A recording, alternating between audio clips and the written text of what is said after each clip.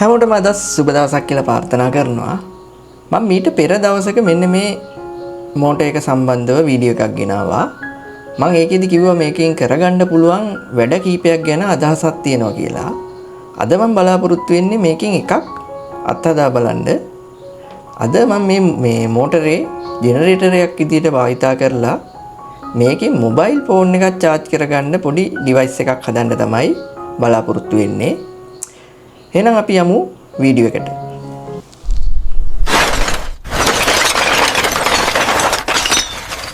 Problem SL. හරි, මේ වැඩේට අපිට අවශ්‍ය වෙන මෙන්න මේ වගේ මෝටර් එකක්. ඊට අමතරව අපිට අවශ්‍ය වෙන මෙන්න මේ වගේ ඩයෝඩ් හතරක්. මේකේ නම්බර් එක ඇවිල්ලා 1N4007 කියන ඩයෝඩ් හතරක් මේ තියෙන්නේ. මෙන්න ඊට පස්සේ අපිට අවශ්‍ය වෙන මේ වගේ කැපැසිටර් එකක්. දැන් මේක ඇවිල්ලා 4700 UF වෝල්ටේජ් එක ඇවිල්ලා 50. මෙච්චර ගන්න සාමාන්‍යයෙන් අවශ්‍ය වෙන්නේ වෝල්ටේජ් එක සාමාන්‍යයෙන් 16ත් 25ත් අතර වගේ කැපැසිටර් එකක් මේකට භාවිතා කරන්න පුළුවන්. ඊට අමතරව අපිට අවශ්‍ය වෙන මෙන්න මේ වගේ මේ charging module එක. මේක ඇවිල්ලා buck converter එකක්. මේකේ වෝල්ටේජ් පරාසය ඇවිල්ලා 6 ඉඳන් 40 වෙනකම් අපිට ඕනෑම වෝල්ටේජ් එකක් මේකට ලබා දෙන්න පුළුවන්. මේකේ අවුට්පුට් එක හැටියට ලැබෙන්නේ වෝල්ට් 5යි. හරි. අපි එහෙනම් බලමු කොහොමද අපි දැන් මේක නිර්මාණය කරගන්නේ කියලා. හරි, මුලින්ම කියලා ඉන්න ඕන මම මේක මීට පෙර අත්හදා බලලා නැහැ. වැඩි සාර්ථක වෙන්නත් පුළුවන් අසාර්ථක වෙන්නත් පුළුවන්. අපි බලමු මොකද වෙන්නේ කියලා. මුලින්ම දැන් අපි මේ අපේ ජෙනරේටර් එකකින් එන වෝල්ටේජ් එක DC කරගන්න ඕන. දැන් මේ වැඩේට තමයි අපි මේ ඩයෝඩ් ටික පාවිච්චි කරන්නේ. අපි මුලින්ම දැන් ඩයෝඩ් ටික මේ විදිහට සම්බන්ධ කරගන්න ඕන. මම ඔයගොල්ලන්ට ඒක zoom කරලා පෙන්නන්නම්. මෙන්න මේ විදිහට සම්බන්ධ කරගන්න ඕන. ඩයෝඩ් එකේ අර සුදු පාට ඉරක් වගේ තියෙන පැත්ත මේ එක පැත්තකට වෙන විදිහට දෙකක් මේ විදිහට තියාගන්න ඕන. ඊට පස්සේ අනිත් පැත්තේ කියන්නේ සුදු පාට නැති කළු පාටට තියෙන පැත්ත මේ විදිහට විහිදින විදිහට දෙකක් තියාගන්න ඕන. ඊට පස්සේ මේ කම්බි ටික අපි අඬුවකින් මේ හොඳට අඹර ගන්න ඕන. මෙන්න මේ විදිහට. හරි, දැන් මේක තාම පාස්සලා නැහැ. ඊට පස්සේ අපි මේ කැපැසිටර් එක අරගෙන ඒකත් අපි දැන් මේකටම අමුණ ගන්න ඕන. ඒ කැපැසිටර් එකේ දිග කම්බිය. ඒ කියන්නේ මේව ගත්තාන් පස්සේ මේකේ පේනව නේද ඔයගොල්ලන්ට? එක කම්බියක් දිගයි අනික කොටයි. එහෙම නැත්නම් මෙතන මේ සුදු පාට ඉරක් වගේ තියෙන පැත්ත තමයි ඍණ පැත්ත. හරි.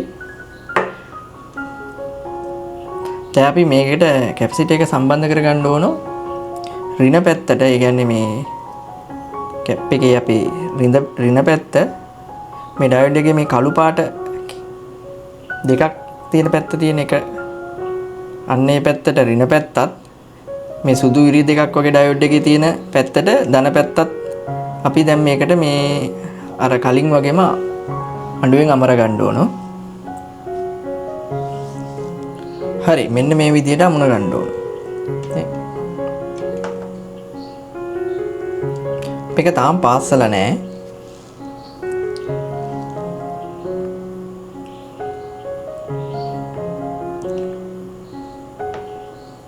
පේනවනේ ඔයගොල්ලන්ට? දැන් මෙතන මේ සුදු පාට ඩයෝඩ් එකේ සුදු පාට ඉරි දෙක තියෙන පැත්තට කැපැසිටර් එකේ ධන පැත්ත සම්බන්ධ කරගන්නවා. මෙතන මේ කළු පාටට තියෙන පැත්තට කැපැසිටර් එකේ ඍණ පැත්ත සම්බන්ධ කරගන්නවා මේ විදිහට.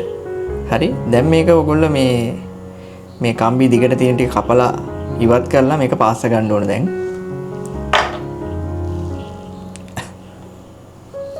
හරි, දැන් මේකේ කම්බි ටික කපා ගත්තා. දැන් මේක අපි පාස්ස ගන්න ඕන.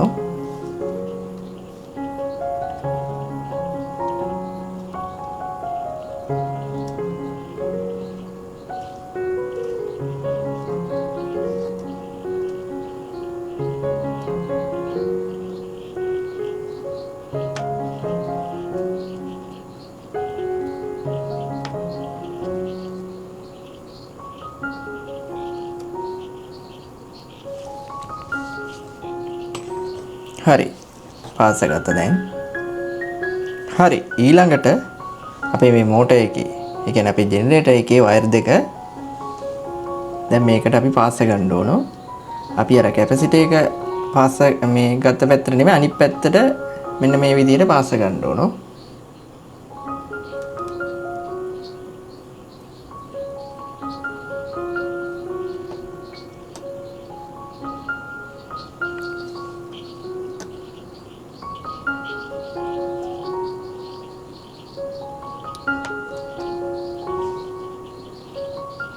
හරි. අනිත් පැත්තට අනිත් වයර් එක පාස් ගන්න ඕන.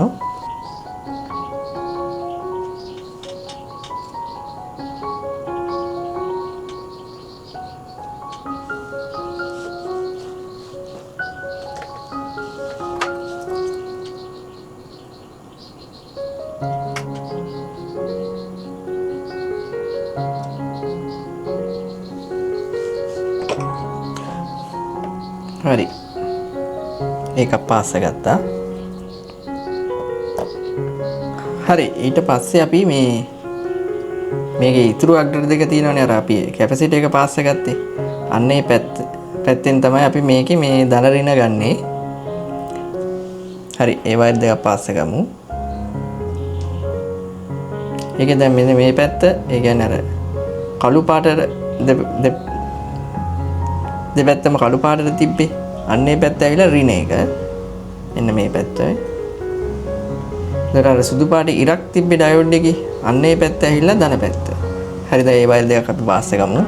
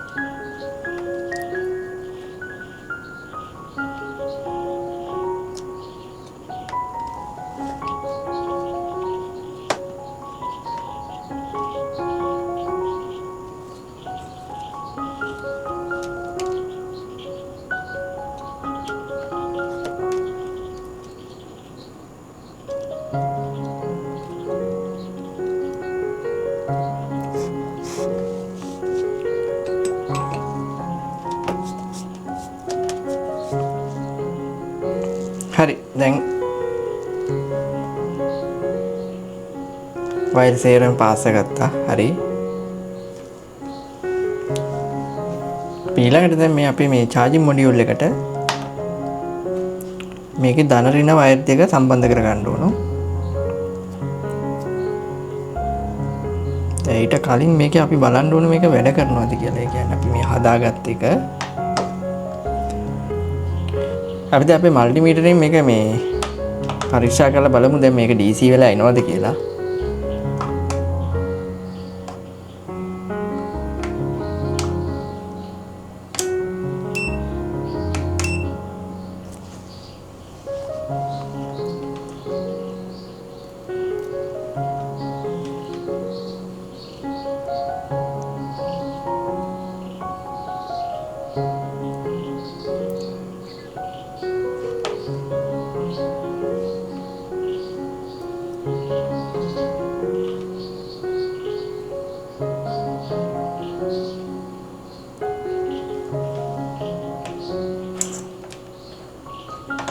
හරි බයර් දෙක සම්බන්ධ කරගත්තා. දැන් අපි අපේ මෝටරේ එහෙම නැත්නම් ජෙනරේටරේ පොඩ්ඩක් කරකවලා බලමු මේක දැන් DC වෙලා එනවද කියලා. හරි දැන් මම පොඩි කම්බි කෑල්ලක් මේකට දාලා මේක පොඩ්ඩක් කරකවලා බලන්නයි හදන්නේ ඔන්න.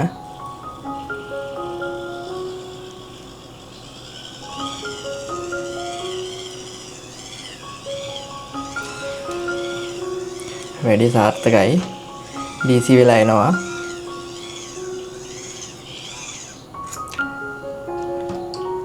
අපි දැන් අපේ මේ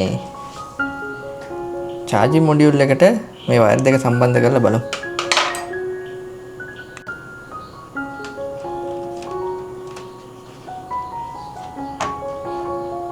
හරි. දැන් මේ charging module එකෙත් ධන ඍණ මේක සටහන් කරලා තියෙනවා. ඒ නිසා අපිට දන්නේ නැති කෙනෙක්ට උනත් වරදින් නැතුව මේ වැඩේ කරගන්න පුළුවන්. හරි දැන් අපි මේ වයර් දෙක සම්බන්ධ කරගමු.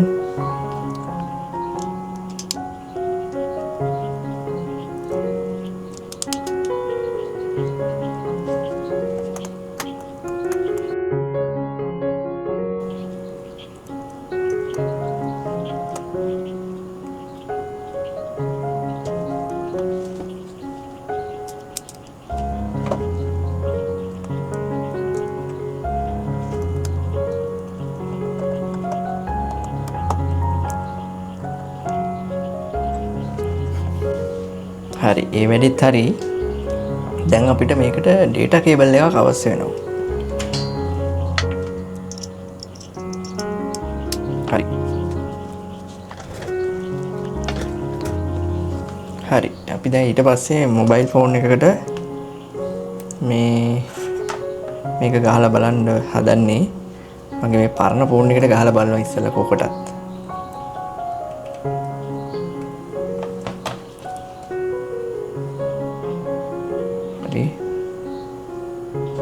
ඔයාලට පේන විදිහට මෙහෙම තියන්නම්කෝ.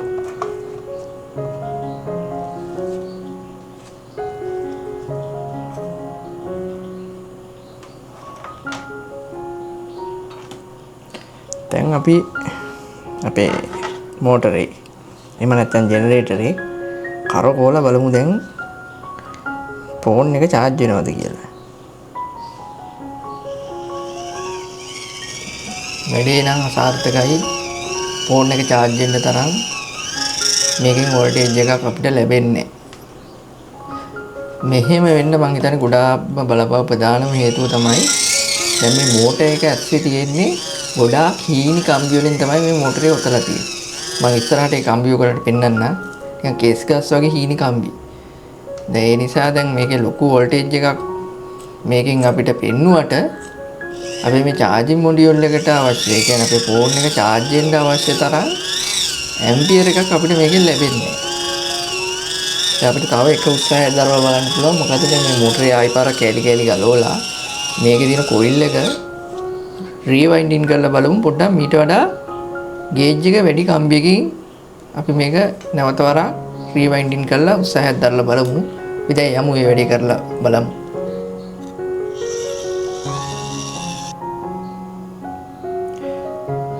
මේ තියෙන මෝටරේම මේ ගලවගත් එකක් තමයි මෙතන තියෙන්නේ.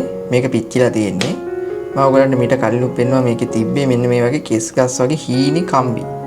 දැන් අද මම කරන්න බලාපොරොත්තු වෙන්නේ මේක මේ ආයි රීවයින්ඩින් කරන්න හදන්නේ පොඩ්ඩක් ගේජ් එක වැඩි කම්බියකින්.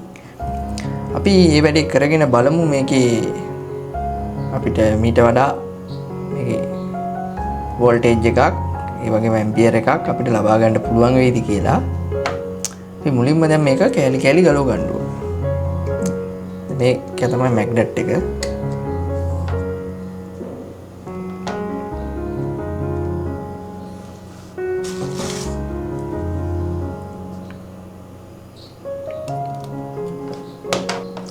හරි ඒ කෑල්ලක් ගලව ගත්තා.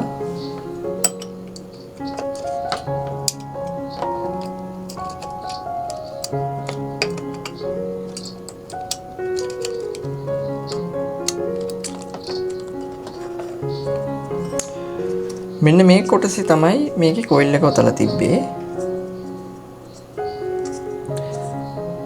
දැන් මේකේ කොයිල් එක ඔතන එකත් හරිම ලේසි වැඩක්. මේම අටේට ඔතන්නයි තියෙන්නේ. අපි ඔතලා බලමු මේක මේ සාර්ථක වෙයිද කියලා.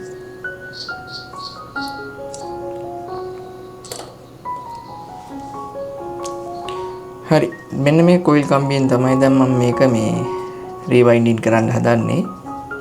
මේකේ ගේජ් එක නම් හරියටම දන්නේ නැහැ. මොකද මේ පරණ කොයිල් කම්බි වගේ තිබිලා තමයි දැන් මම මේක මේ ඔතලා බලන්න හදන්නේ. සාර්ථක වෙයිද දන්නේ නැති නිසා මේ බලමු අපි දැන් මේක රීවයින්ඩින් කරගෙන වැඩි සාර්ථක වෙයිද කියලා.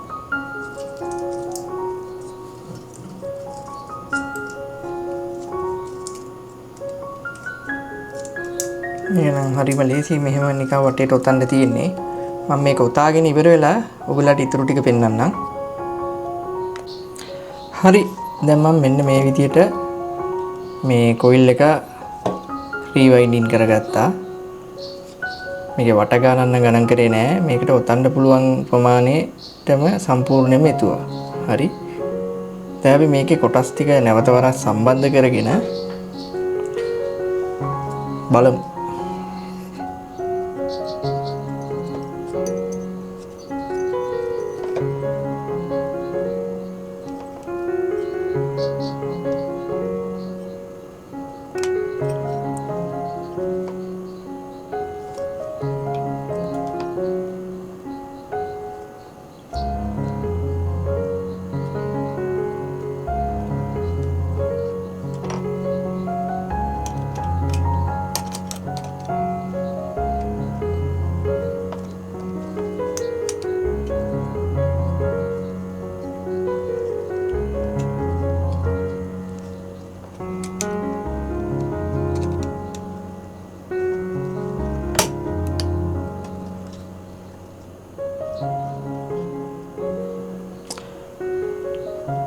හරි, ඒ කොටසත් සවි කරගත්තා.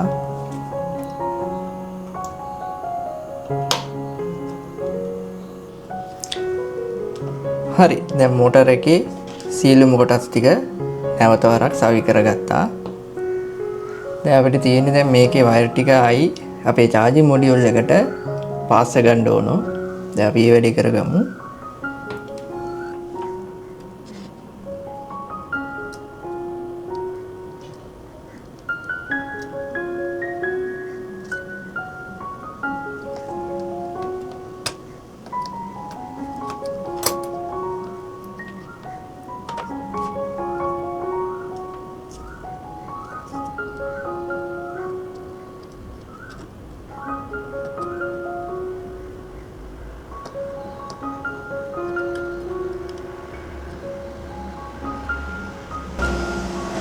හරි, දැන් වයර් දෙකම පාස් ගත්තා.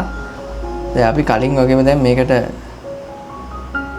data cable එක සම්බන්ධ කරලා ෆෝන් එක charge වෙනවද කියලා බලමු. හරි, data cable එක සම්බන්ධ කරගන්නවා.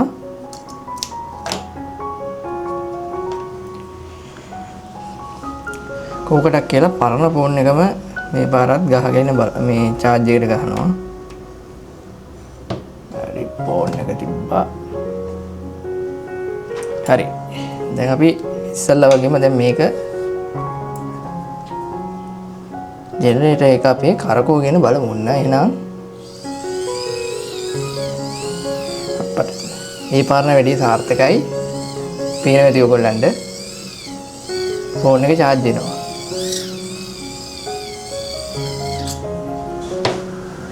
මේ වයර් වෙන කොයිටවත් සම්බන්ධ කරලා එහෙම නැහැ. දැන් අපි කෝකටත් දැන් තව ෆෝන් එකකට මේක සම්බන්ධ කරලා බලමු.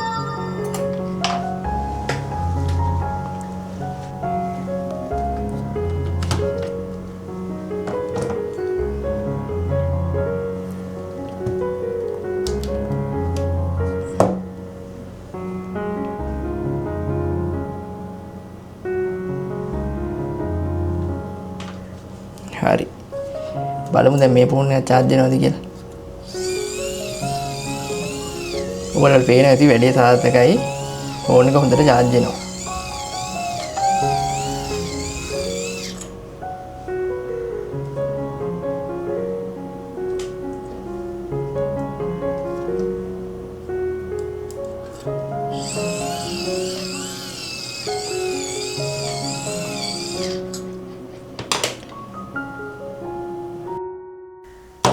වීඩියෝ එක ගොඩක් දික් වුණා. මම ඊළඟ වීඩියෝ එකේදී ඔයගොල්ලන්ට කියලා දෙන්නම් මේකට කොහොමද කේසින් එකක් නිර්මාණය කරගන්නේ කියලා. ඒ වගේම අපි මේ charging module එකේ පොඩි ගැටලුවක් තියෙනවා. මොකද්ද දැන් මේකේ මේ වෝල්ට් 6 ඉඳන් 40 වෙනකම් වෝල්ටේජ් එකක් මේකට ලබා දෙන්න පුළුවන් වුණාට මේකෙන් අවුට් කරන්නේ වෝල්ටේජ් එක 5යි.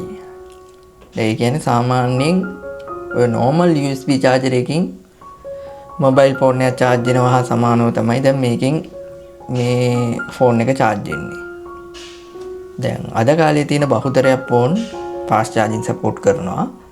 ඒක නිසා අපි උත්සාහ කරලා බලමු ඊළඟ සැරේ මේක කොහොම හරි fast charging ෆෝන් එක charge කරගන්න පුළුවන් වෙන විදිහට නිර්මාණය කරගන්න පුළුවන්ද කියලා. දැන් ඒකට මේ බක් කන්වර්ටරේ මාරු කරගන්න වෙනවා. මම මේකේ තියෙන්නේ එකේ වෝල්ටේජ් එක අඩු වැඩි කරගන්න බෑ. දැන් අඩු වැඩි කරගන්න පුළුවන් එකක් දාලා අපි ඊළඟ සැරේ උත්සාහ කරලා බලමු. මේකෙන් කොහොම හරි ෆෝන් එක fast charging කරගන්න පුළුවන් විදිහට නිර්මාණය කරගන්න පුළුවන්ද කියලා. එහෙනම් මම අදට වීඩියෝ එක අවසන් කරනවා. ඔයගලට තාම මොනවා හරි ගැටලු තියෙනවා නම් යටින් කමෙන්ට් එකක් දාගෙන යන්න. ඒ වගේම මේ වීඩියෝ එක හොඳයි කියලා ඔයගලට හිතෙනවා නම් අනිවාර්යයෙන්ම අමතක නොකර ලයික් එකක් දාගෙන යන්න. channel එක subscribe කරපු නැති කවුරු හරි ඉන්නවා නම් channel එක subscribe කරන් යන්න. එහෙනම් මම අදට වීඩියෝ එක අවසන් කරනවා. Problem SL. Press the subscribe button.